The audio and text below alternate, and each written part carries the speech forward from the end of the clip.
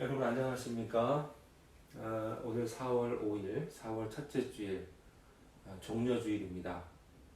이 시간에 우리가 각 가정에서 우리가 함께 마음을 모아서 하나님 앞에 예배 드리도록 하겠습니다. 먼저 우리 다 함께 사도신경으로 우리의 신앙을 고백하겠습니다. 전능하사 천지를 만드신 하나님 아버지를 내가 믿사오며 그 외아들 우리 주 예수 그리스도를 믿사오니 이는 성령으로 잉태하사 동정녀 마리아에게 나시고 본디오 빌라도에게 고난을 받으사 십자가에 못 박혀 죽으시고 장사한 지 사흘 만에 죽은 자 가운데서 다시 살아나시며 하늘에 오르사 전능하신 하나님 우편에 앉아 계시다가 저리로서 산자와 죽은 자를 심판하러 오시리라. 성령을 믿사오며 거룩한 공예와 성도가 서로 교통하는 것과 죄를 사하여 주시는 것과 몸이 다시 사는 것과 영원히 사는 것을 믿사옵나이다. 아멘. 우리 시간에 다 함께 찬송가 370장 주 안에 있는 나에게 함께 찬양하시겠습니다. 찬송가 370장입니다.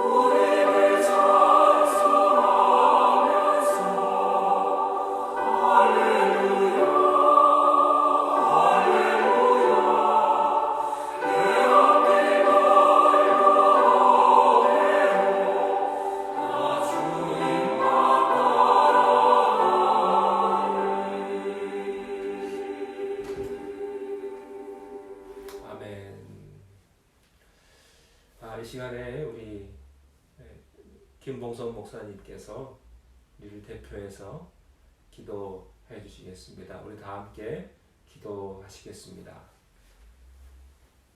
사랑의 하나님 아버지, 은혜를 감사드립니다.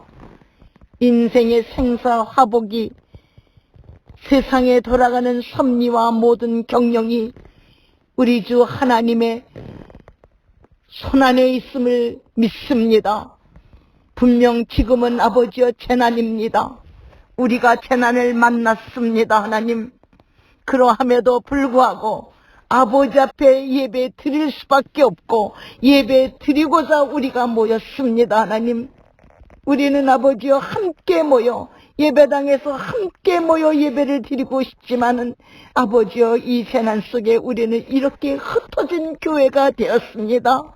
하오나 주께서 귀한 사자를 세우시고 말씀을 준비케 하시고 아버지여 주께서 맡기신 그 사역을 아버지여 기쁘게 감사함으로 감당케 하여 주시니 진심으로 감사합니다. 오늘 우리가 주님이시여 말씀을 통하여 깊은 진리의 말씀을 깨닫게 하여 주시기를 원합니다.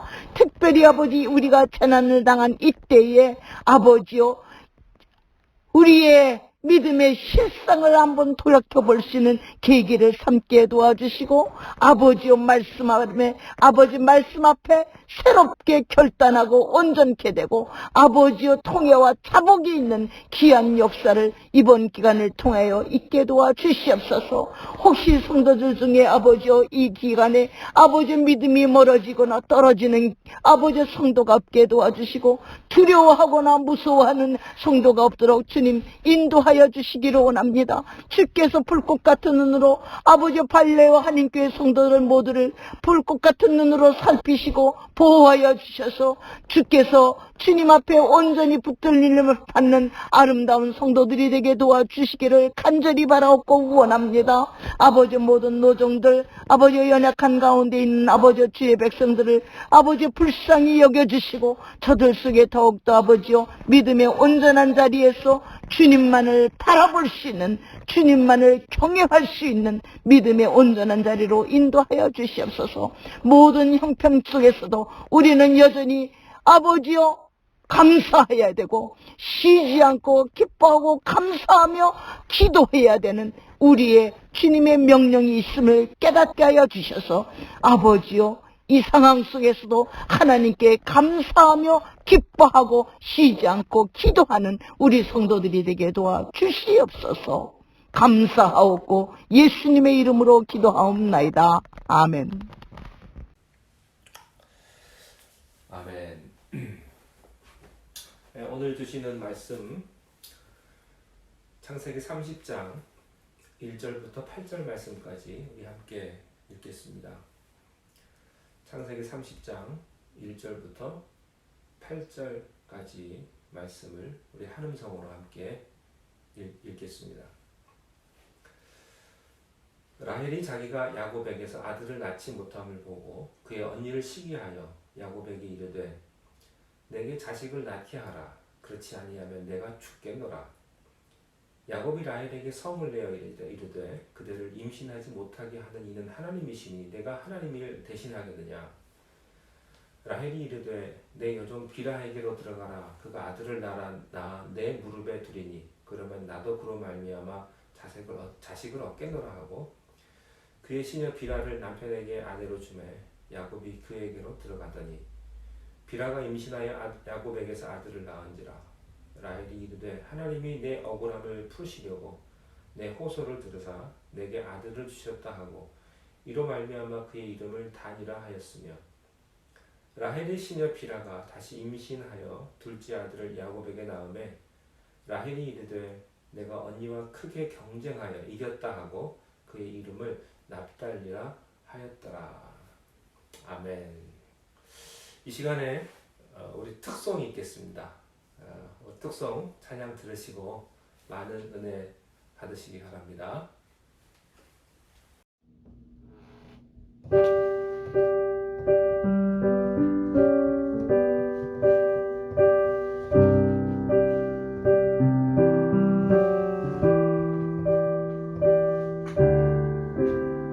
십자가에 달리신 주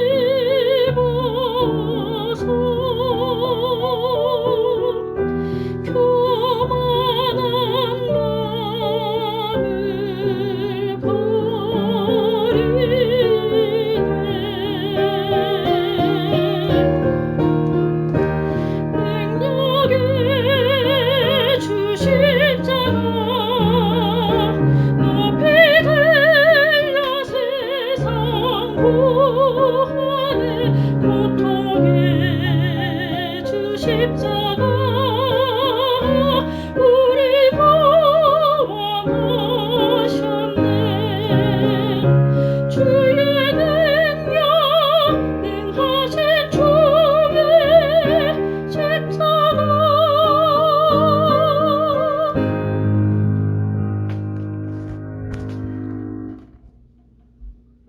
아멘.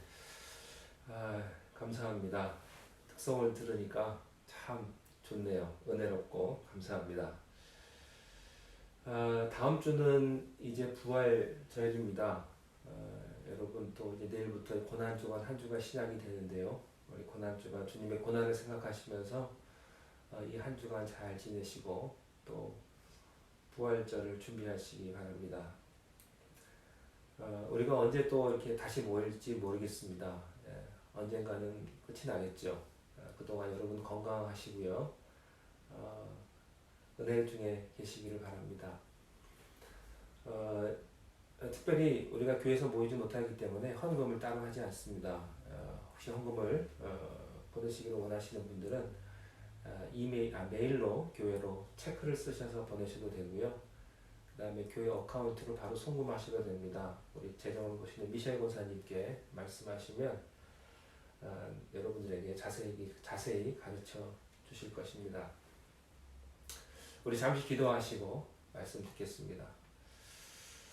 하나님 아버지,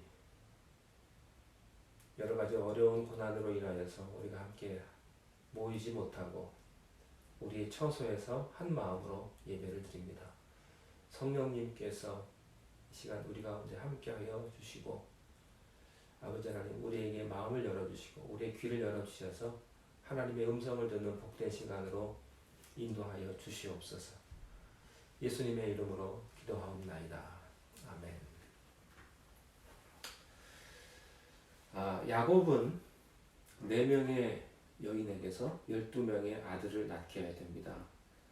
그런데 이 12아들은 이스라엘의 12지파로 변하게 되고 이 12지파의 축복이 예수님의 12제자로 연결됩니다.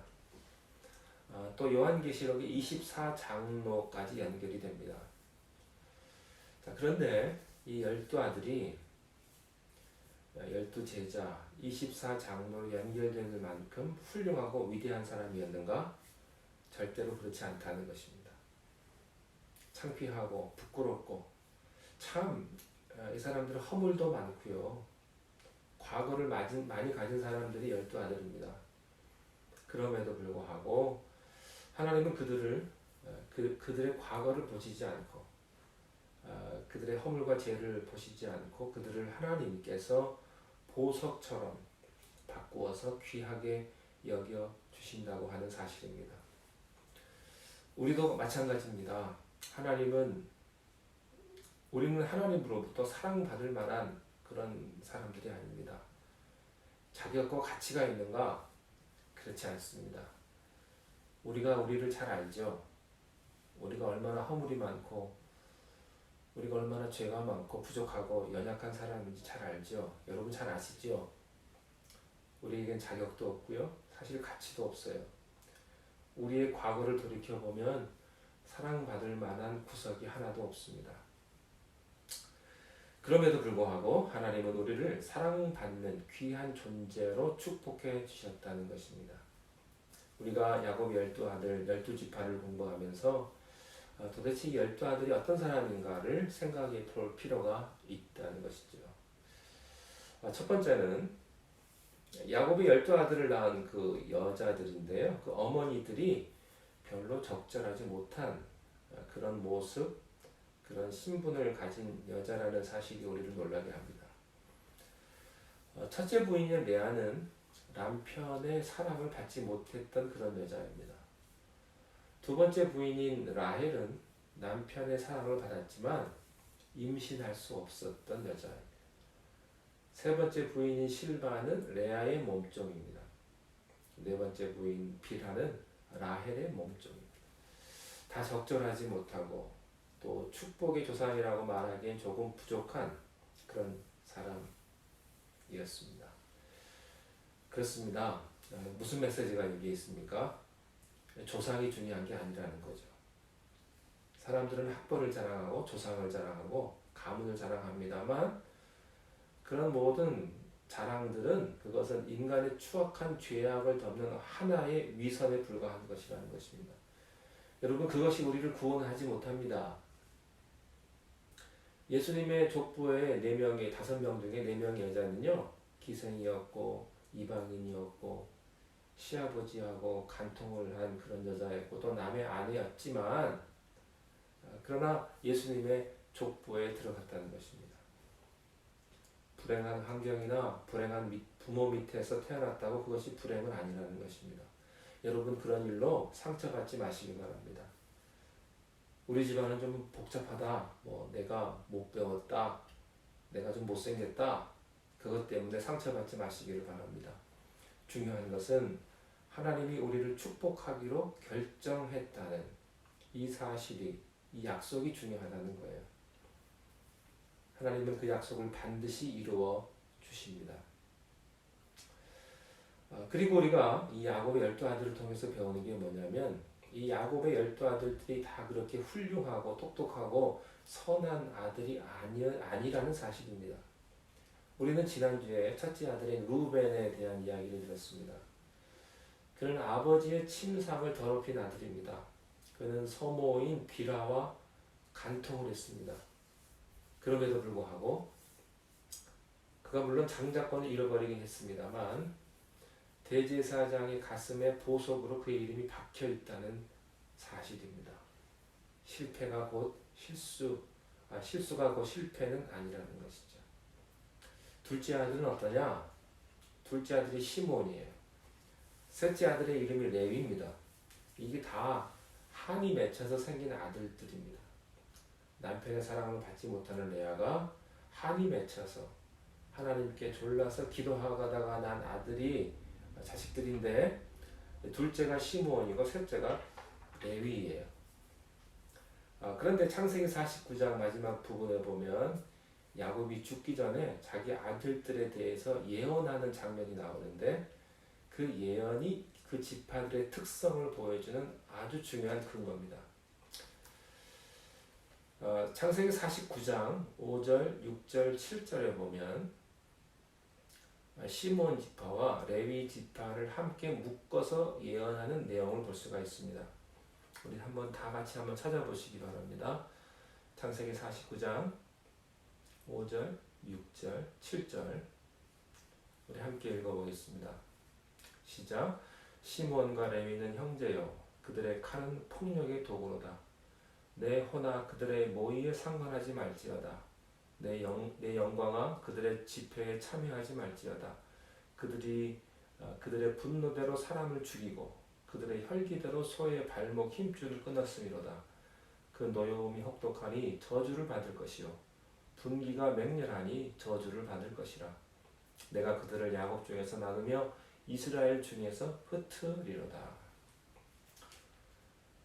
시므온과 레위 지파는 형제인데 하나로 뭉쳐서 예언이 나옵니다. 근데 예언이요 좀 심상치가 않고 또 굉장히 살벌합니다. 왜냐하면 이 두 사람은 폭력의 도구라는 것입니다. 왜 이런 예언이 나왔을까? 창세기 34장에 보면 이 사람들의 과거 얘기가 나옵니다. 야곱은 12아들을 낳았는데요. 딸도 하나 더 낳았습니다. 그 딸의 이름이 디나라고 하는 딸이에요.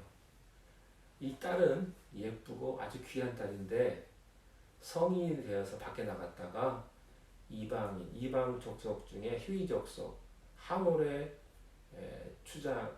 아들 추장 세겜이라는 사람에게 강간을 당합니다. 수치를 겪습니다. 그리고 이 세겜은요, 이 디나를 강간하고 이 딸을 자기에게 달라고 요구를 합니다. 아버지 야곱은 여기에 적절하게 대처를 못합니다. 그런데요, 그 중에 디나의 두 오빠, 둘째 오빠인 시므온과 셋째 오빠인 레위가 아주 화가 머리 끝까지 납니다. 자기 누이를 욕보인 세겜에게 복수심이 불탑니다. 그래서 음모를 꾸밉니다. 결혼시키기로 약속을 하고 그 대신 결혼을 하려면 할례를 받으라고 조건을 내겁니다. 이 세겜이라고 하는 청년은 결혼하기 위해서 할례를 받을 뿐만 아니라 자기 가족과 자기 부족들이 모두 다 할례를 받게 합니다. 할례를 행한 후에 몸을 자유롭게 움직일 수 없을 때 상처가 다 낫기 전에 이 시므온과 레위가 칼을 들고 습격을 해서 이 사람들, 세겜이라는 사람하고 모든 사람들을 다 죽여버립니다. 이 사건이 있었습니다. 이 사람이 시므온과 레위입니다. 그런데 하나님이 이런 사람들도 버리지 않았다는 얘기가 이 12지파의 메시지입니다. 그런 잔인한 살인하는 사람이라 할지라도 하나님은 그들을 용서하시고 그들을 보석으로 여겨주신다는 것이죠. 그런데 한 가지 예외가 있습니다. 그것은 레위 지파인데요. 레위는 지파에 안 들어갑니다. 나중에 왜 지파에 안 들어갔는지는 또 설명을 드리겠습니다만 그렇다고 레위를 버렸느냐? 그렇지 않습니다. 더 놀라운 직책을 주십니다. 이것은 하나님께 제사 드리는 특별한 직무로 레위를 구분했기 때문에 12지파에 들어가진 않았지만 더 큰 지파로 변하는 것이죠. 네 번째 아들은 유다입니다. 창세기 49장 8절, 9절, 10절, 12절을 보면 그의 얘기가 나와요.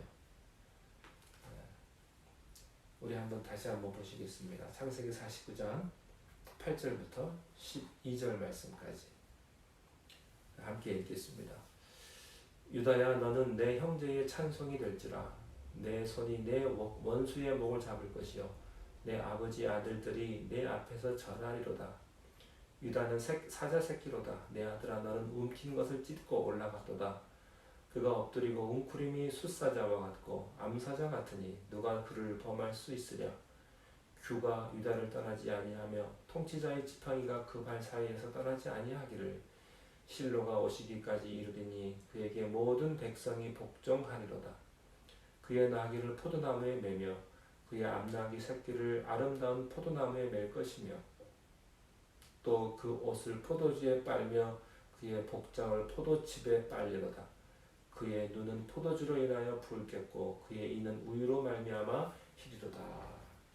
아주 아름답고 감동적인 예언이 나타납니다. 유다 지파는 8절에 보면 내 형제의 찬송이 될 것이다. 그리고 모든 사람이 너에게 복종하고 순종하게 될 것이다. 너는 숫사자처럼 암사자처럼 강한 자가 될 것이다. 통치자의 지팡이가 그 발 사이에 떠나지 않을 것이고 모든 백성이 복종할 것이고 그리고 눈은 포도주로 인해서 붉어지고 이는 우유로 인해서 희어질 것이다. 이것이 유다 지파입니다. 야곱의 첫째 아들, 둘째, 셋째 아들은 어디 내놓기 부끄러운 아들이죠. 근데 넷째 아들은 아주 참 귀한 아들입니다. 그런 생각을 해봅니다. 자식이 많으면 참 어떤 자식은 부모를 아프게 하는 자식도 있지만 또 어떤 자식은 부모님을 기쁘게 하는 자식도 있구나. 힘든 자식도 있고 훌륭한 자식도 있구나. 뭐 다 안 좋거나 뭐 다 좋거나 그렇지 않는 것을 봅니다. 우리나라 말에 그런 게 있잖아요. 가지 많은 나무에 바람 잘 날 없다. 형제가 많으면 아마 그런 것 같습니다. 이 유다 지파가 왜 이렇게 귀하냐 하면은 먼 훗날 이 유다 지파 속에서 메시아가 태어나기 때문입니다. 그래서 루벤이 박힐 보석 자리에 유다가 대신 박히는 것을 볼 수 있습니다. 네 아들을 통해서 레아를 통해서 나왔는데요. 이제 두 아들을 더 보게 됩니다. 그 얘기가 창세기 30장 1절에 나타납니다. 이제 레아는 단산을 합니다. 근데 하나님께서 두 아들을 또 주시는데 그게 누구냐면 라헬이 아니라 라헬의 몸종을 통해서 아이가 태어납니다. 왜 라헬의 몸종에서 두 지파가 또 태어나는 것일까? 그 이유는 다음과 같습니다. 레아가 아들을 계속 4명씩이나 낳게 되니까 견딜 수 없는 여자는 라헬이었습니다. 그는 야곱의 사랑을 독차지하고 있었지만 그러나 임신되지가 않는 거예요. 아마 마음의 고통과 아픔이 있었을 겁니다. 우리 본문 30장 1절 말씀 함께 읽어보겠습니다. 시작. 라헬이 자기가 야곱에게서 아들을 낳지 못함을 보고 그의 언니를 시기하여 야곱에게 이르되 내게 자식을 낳게 하라. 그렇지 아니하면 내가 죽겠노라. 여기 보면 시기라는 단어가 있습니다. 그의 언니를 시기했다. 그들은 자매였지만 언니는 아기를 낳고 자기는 못 나니까 언니에 대한 시기를 견딜 수가 없습니다. 이게 어느 정도냐면요. 1절 마지막에 보면 내가 죽겠노라. 죽겠다는 거예요. 우리는 상상할 수 있어요. 아마 라헬이요. 야곱에 대한 바가지가 보통이 아니었을 겁니다. 굉장했을 겁니다. 요즘 같으면 접시도 깰 거고요. 남편 멱살을 잡았을지도 모르겠습니다. 굉장했을 겁니다. 자, 그러면 난감한 사람은 누굽니까? 야곱입니다. 이게 자기 능력 밖의 일이거든요. 방법이 없어요. 2절을 보십니다. 2절을 읽겠습니다. 시작. 야곱이 라헬에게 성을 내어 이르되 그들을 임신하지 못하게 하시는 이는 하나님이시니 내가 하나님을 대신하겠느냐. 야곱이요 참 이해가 됩니다. 왜냐하면 야곱에게 문제가 있는 게 아닌 거거든요. 이미 내 아들을 낳았으니까. 야곱이 이렇게 말합니다. 하나님이 그렇게 한 걸 내가 하나님 대신하겠느냐? 이렇게 말합니다. 그때 라헬이 어떤 반응을 합니까? 3절, 4절, 5절 함께 보십니다. 라헬이 이르되 내 여종 비라에게로 들어가라. 그가 아들을 낳아 내 무릎에 두리니 그러면 나도 그로 말미암아 자식을 얻겠노라 하고 그의 시녀 비라를 남편에게 아내로 주매 야곱이 그에게로 들어갔더니 비라가 임신하여 야곱에게 아들을 낳은지라. 여기서 라헬은 믿음을 잃어버립니다.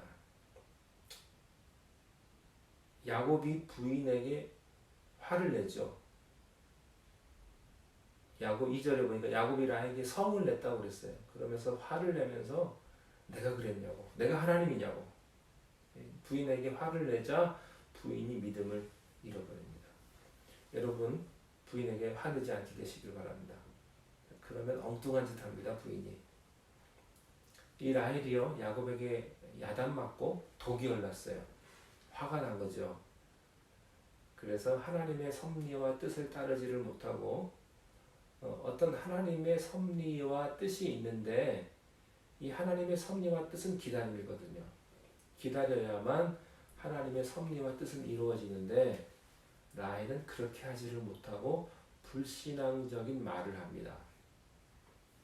그것은 내가 아기 못 낳으면 내 몸종을 통해서라도 낳겠다는 거예요. 내 몸종을 통해서라도 애 낳게 해주라는 것이죠. 여러분 이건 오기죠. 자존심이고요.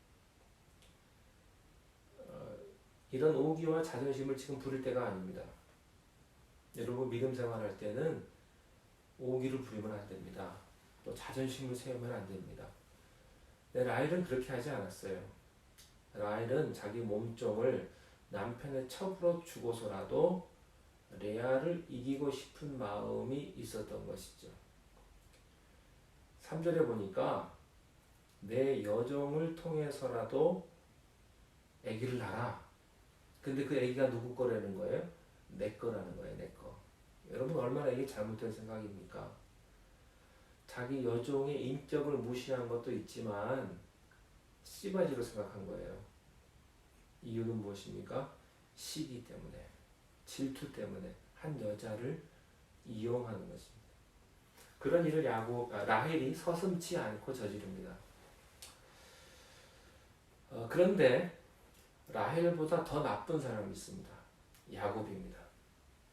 4절 5절에 보면 이 라헬의 이런 잘못된 제안에 대해서 야곱은 아무런 갈등 없이 비판하지 않고 그 제안을 그냥 받아들인 거예요. 이것이 더 큰 실수입니다. 야곱이 그렇게 해서는 안 되죠. 부인의 입장을 야곱은 이해할 수 있어요. 화를 내고 그렇게 강짜를 보내는 부인의 마음을 이해해 줘야 합니다. 그래서 여종을 통해서 아기를 낳으라고 라헬이 말을 할 때 야곱은 그것을 말렸어야 해요. 당신의 마음이 그렇지 않은 거 아니냐. 하나님이 아기를 안 주실 때는 어떤 뜻이 있다. 조금만 더 기다려보자. 이렇게 말을 해야만 야곱이 옳습니다. 그러나 대부분의 남자들이 그렇듯이 야곱도 그렇게 하지 않았습니다. 아, 그거 좋은 생각이다. 좋은 생각 같다.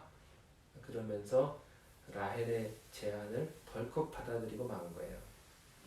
여러분, 받아들이는 건 쉬운 일이지만 결과는 너무나 비참한 것입니다. 그래서 우리들의 가정이 복잡해지고 하나님의 축복이 떠나는 것은 아니지만 너무나 복잡해지고 너무나 어려워지고 너무나 갈등을 많이 만든 것은 하나님이 그렇게 한 것이 아니라 우리의 불신앙과 잘못된 생각이 그런 결과를 만들어낸다고 하는 사실입니다. 야곱은 라헬의 제안을 거절했어야 했고요. 라헬은 아무리 속상해도 그런 혈기 있는 제안을 해서는 안 됐던 거예요. 결과는 어떻게 됐어요? 또 다른 두 아들이 세상에 태어나게 된 것입니다. 6절 한번 보시죠. 6절 함께 읽겠습니다. 라헬이 이르되 하나님이 내 억울함을 푸시려고 내 호소를 들으사 내게 아들을 주셨다 하고 이로 말미암아 그의 이름을 단이라 하였으며 결국 한 아이가 태어났습니다. 그게 단지파입니다. 이 단이라는 아이가 태어난 동기가 뭐냐? 질투 때문에, 하나님의 축복 때문에 태어난 것이 아니고 한 여자의 자존심, 그 아기를 넷이나 낳았던 언니 때문에, 레아 때문에 생기는 그 분노를, 억울함을 참지 못해서 생긴 자녀입니다. 자, 그러면 이렇게 낳은 아들 단의 미래는 어떤 것일까? 창세기 49장 16, 17, 18절을 보면요, 단지파에 대한 예언이 나타나는데 아주 독특합니다. 우리 한번 보시겠습니다. 창세기 49장 16절부터 18절까지 시작. 단은 이스라엘의 한 지파같이 그의 백성을 심판하리로다. 단은 길섭의 뱀이요 샛길의 독사로다. 말굽을 물어서 그 탄자를 뒤로 떨어지게 하리로다. 여호와의 나는 주의 구원을 기다리나이다. 독특합니다. 이 단은 말이죠, 뱀 같다는 거예요. 독사 같다는 것입니다. 그리고 다른 백성들을 심판하는, 공격하는 그런 싸움꾼 같은 지파가 바로 단지파입니다. 여러분, 싸움을 잘하는 사람 치고 평안한 사람이 어디 있겠습니까?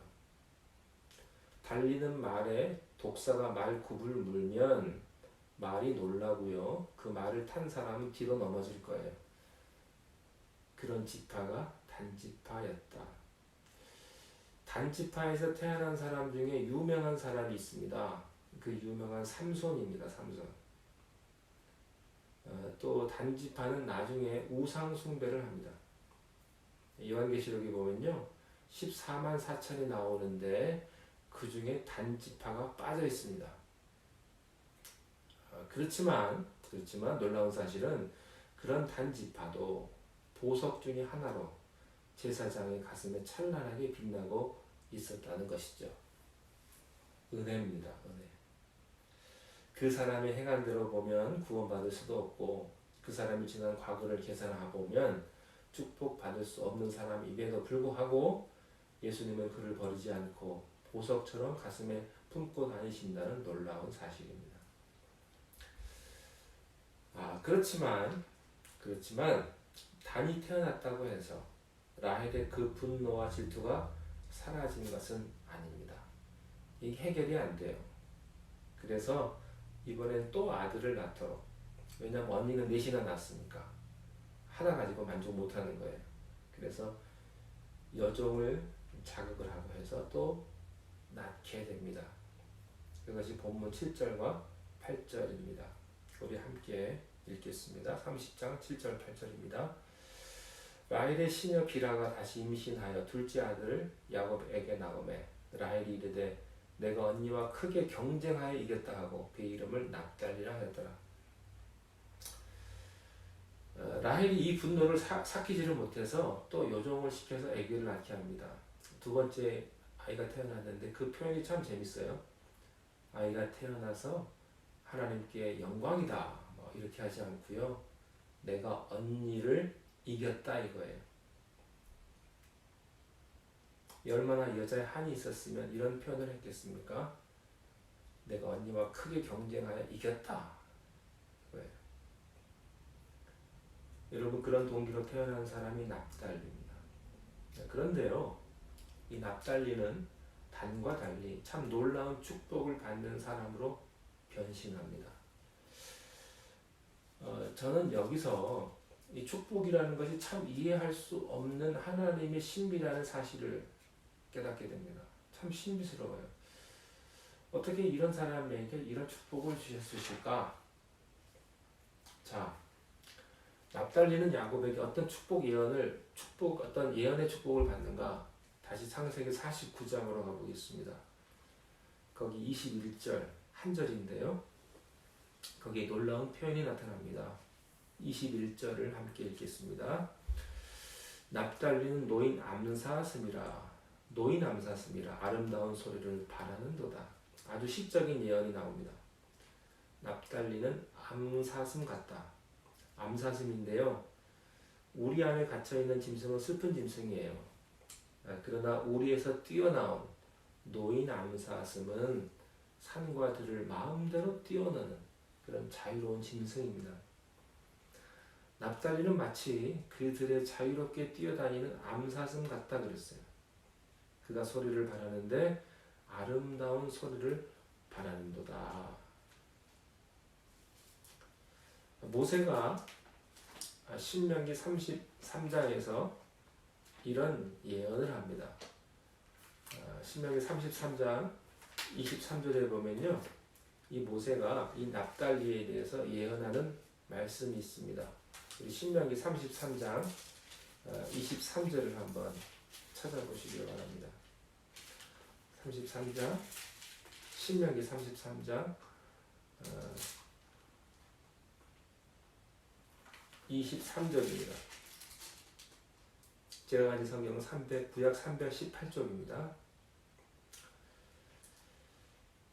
33장 23절 함께 읽겠습니다. 시작. 납달리에 대하여는 일렀으되 은혜가 풍성하고 여호와의 복이 가득한 납달리여 너는 서쪽과 남쪽을 차지할지로다.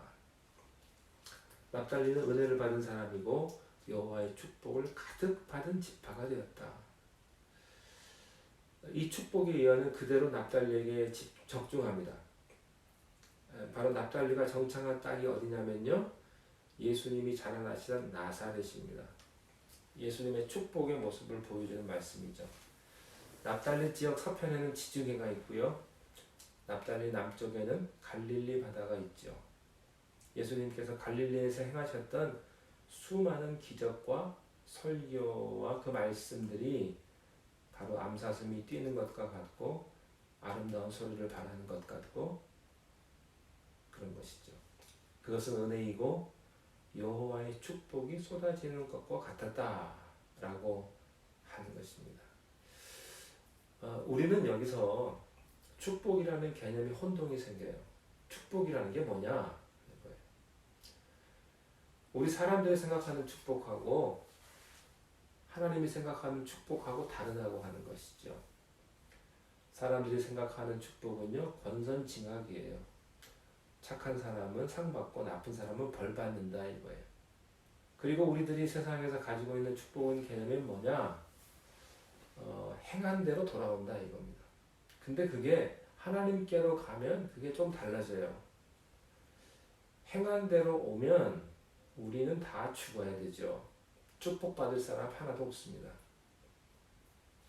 하나님이 생각한 축복의 개념은요, 이런 거예요. 그럴지라도, 그럼에도 불구하고 주시는 은혜였다. 자격이 있어서 받는 은혜가 아니었다 이거예요. 우리가 축복받을 만한 행동을 해서 받는 축복이 아니었다. 물론 우리가 축복받을 만한 행동을 한 사람에게는 하나님이 축복을 주실 거예요. 그런데 그리 아니할지라도 하나님은 우리를 버리거나 포기하지 아니하시고 하나님의 마음의 깊은 곳에는 뭐가 있느냐? 잘 봐주려는 마음이 있어요. 여러분 우리가 있죠. 자녀들이 나쁜 짓 하고 못된 짓 하는데 그 나쁜 짓 하는 것은 아주 꼴보기 싫고 참 싫지만 그렇다고 해서 그 자식을 포기할 수 없는 게 부모예요. 그러니까 부모님은 어떻게 생각하냐면요. 자식이 잘못했을 때는 자꾸 좋게 해석하려는 마음이 있습니다. 얘가 어렸을 때는 참 착했다고 이러면서 원래 이런 나쁜 애가 아니었다. 자꾸 좋게 해석하려고 그러고요. 잘못을 감춰주려고 그러고요. 변호해서 좋게 봐주려고 하는 게 부모입니다. 그러나 사랑하지 않으면 어떻게 됩니까? 맞아 싸다 이거죠. 그래요. 맞아 싸다. 저 사람 혼 좀 나야 된다. 그래요. 그리고 화내요. 그리고 막 욕해요. 여러분 그게 저주입니다. 여러분 내가 잘못했을 때는요. 누가 바꿔줘야 돼요.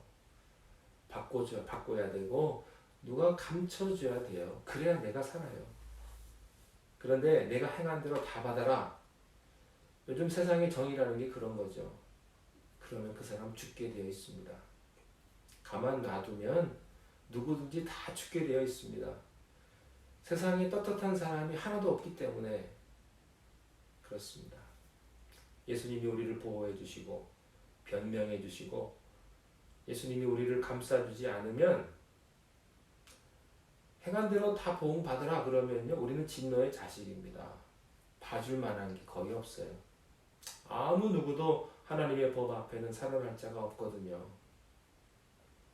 이러한 사람을 하나님이 감싸주시고 덮어주시고 못 본 척 해주시고 그리고 또 새로 시작할 것 같은 희망도 주시고 격려도 주시고 축복의 자녀로 삼아 주시는 것입니다.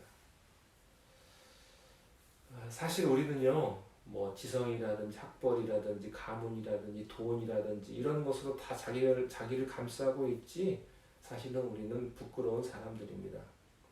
그러나 주님은 우리의 과거를 가려주시고 우리의 죄를 눈과 같이 씻어주시고 우리의 허물을 못 본 척 하시고 그리고 또 우리에게 희망을 가지시고 축복의 자녀로 세우셔서 하나님의 나라를 이루려고 하시는 겁니다.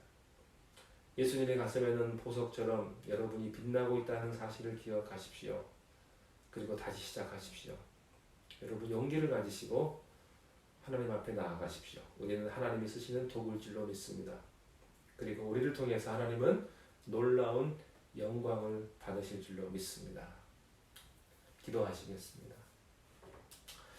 하나님, 허물 많고 죄가 많은 어떤 사람이라 할지라도 하나님께서는 그들을 버리지 아니하시고 그들을 끝까지 구원하시고 사랑하신다는 하나님의 사랑을 우리가 배웠습니다. 우리의 모든 삶을 주장하여 주시고 날마다 주님 앞에 나아가는 우리가 되게 하여 주시옵소서.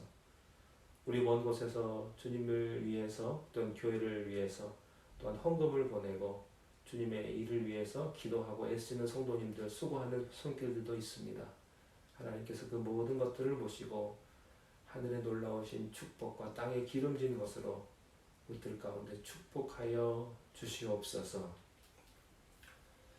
지금은 우리 주 예수 그리스도의 은혜와 하나님 아버지의 크신 사랑하심과 성령님의 감동, 감화, 충만하심이 좌절과 슬픔과 아픔 가운데 있는 우리들일지라도 다시 한번 일으켜주시고 세워주시는 하나님의 놀라우신 은혜와 축복이 우리 발리오 모든 성도님들 머리 위에 지금부터 영원토록 함께 하시기를 간절히 축원하옵나이다.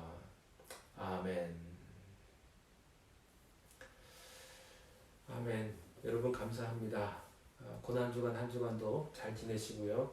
그래서 다음 주일에 부활주일에 함께 만나도록 하겠습니다. 안녕히 계십시오.